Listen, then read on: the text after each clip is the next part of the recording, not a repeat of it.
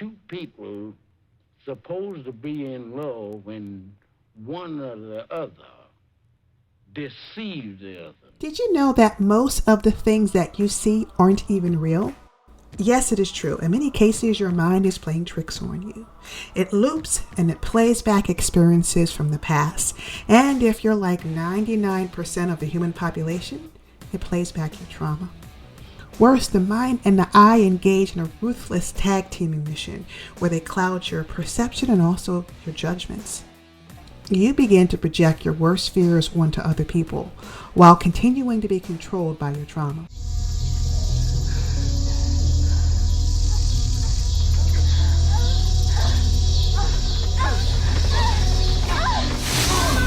This trauma can be portrayed as a chain that is wrapped around your neck, feet, or in Ray's case, her waist.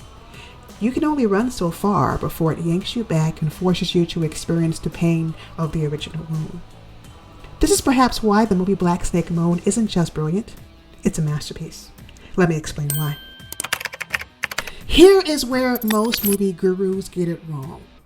They will nitpick and tear a movie apart over stupid stuff, without realizing what makes a movie really good. Yes, great characters are essential. Samuel Jackson's performance as Lazarus was amazing. I can't stay here with you. God seemed fit to put you in my path, and I aim to cure you of your wickedness. And Christina Ricci is going to show up and show out in every role she takes on. And yes, I truly believe that this role was a role of a lifetime for her. I want to tell you about that. Why you got me chained? Even Justin Timberlake shows that he wasn't just a teenage heartthrob, and he was able to create a compelling and believable character. In Black Snake Moan, the storyline is great, visuals are great, but what sets the movie apart from many others is the theme. Yes, my friends, the theme of a movie can either make or break a good movie. It works as the strings pulling together all the characters and the scenes together so that there is harmony and cohesion. If the theme is great, you can create magic. If it's bad, well, we won't go there. The theme in Black Snake Moan is deception.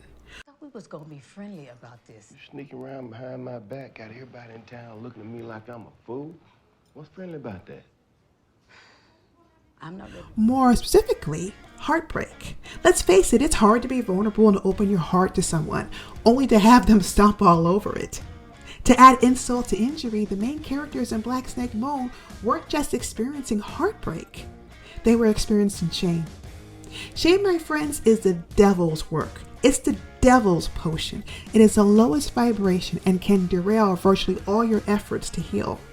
Worse, shame weakens your defenses, making you more susceptible to vices and addictions. Lazarus's addiction was alcohol. Ray's addiction was sex. All three characters had family members who betrayed them in some way, shape, or form. Lazarus's wife was sneaking around with his younger brother.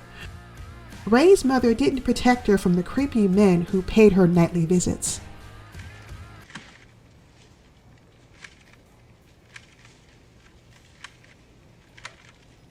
I just think you should have kept him off me, that's all. And even Ronnie was betrayed by his best friend Gil. Of course, Gil was the insecure beta male who beat on Ray, leaving her for dead in the farmlands.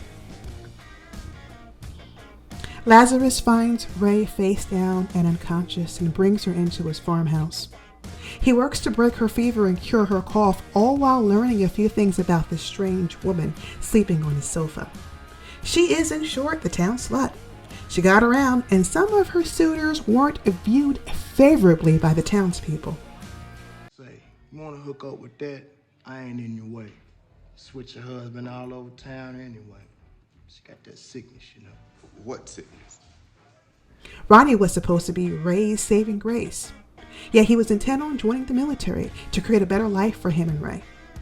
Only Ray couldn't live without him. She relapses and finds herself in the arms of a stranger, only to be left stranded by people who we assumed were her friends. Gil finds the inebriated Ray and offers to take her home, but not without a nightcap. Only Ray fires off insults. Gail turns red and beats her bloody, throwing her limp body out of the pickup truck. Ray had been in and out of consciousness for almost 2 days. Found you out by the side of the road. Looked like somebody took the beating on you pretty bad. You know who done that to you? While unconscious, we see the horrors of her childhood. We can only imagine how a young girl was repeatedly violated by people she was supposed to love and trust. Why you let them men treat you like that? What? All them men you up under. Why you let them do you like that? Lazarus, on the other hand, is battling his own demons. He isolates himself due to deep-seated shame. He makes an attempt to mend his marriage. He suggests that they both go to counseling and figure out a way to work things out. This angers his wife, for she had already made the decision to leave Lazarus for a younger, more excitable man in life. You better pray, gal. You hear me? You best pray. Don't you lay a curse on me. Yeah, go on, look. Rejected, Lazarus drowns his sorrows in a bar, only to be approached by his younger brother. Laz lashes out, breaking a bottle and threatening to stab him with it. From this scene, we can tell that Laz has a wicked temper, exacerbated by booze and blues. When Laz finds out about Ray, he feels that he can cure her by chaining her to the heater. God seen fit to put you in my path, and I aim to cure you of your wickedness.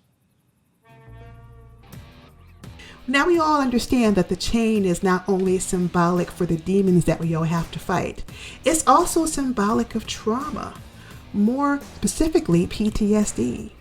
Each link in the chain represents thoughts, memories, and emotions that trigger undesirable behaviors. When Ray feels the tingles and trembles, she can only stop them by having sex. Laz abstains from both alcohol and blues because he's afraid that the devil's music might lure him back into a life of chaos and sin. Poor Ronnie has anxiety attacks and can't even shoot a weapon or drive a car on the highway for some odd reason. The worst thing about trauma, it plays back memories and experiences and emotion on this terrible internal loop. An internal loop that cannot be broken until the original wound is completely healed. And I done seen it in me. You got to change and rotate the crop. You gotta have change, or else that seed won't take. Ray has to confront her mother, the culprit who failed to protect her from the scum who inhabit the earth. Laz needs to face the fact that maybe he failed as a husband. By refusing to play blues, he cut off a major part of himself. A part of himself that his wife originally fell in love with. It is only when he goes back to the old juke joint that he remembers who he was. And finally, as a whole person, he's able to find love again. Woke up this morning. Black Snake moved in on me. The Black Snake is evil. It's coiled up inside of our hearts and mind, infecting us with its venom. It will poison us until we die or figure out how to get that poison out of the original wound.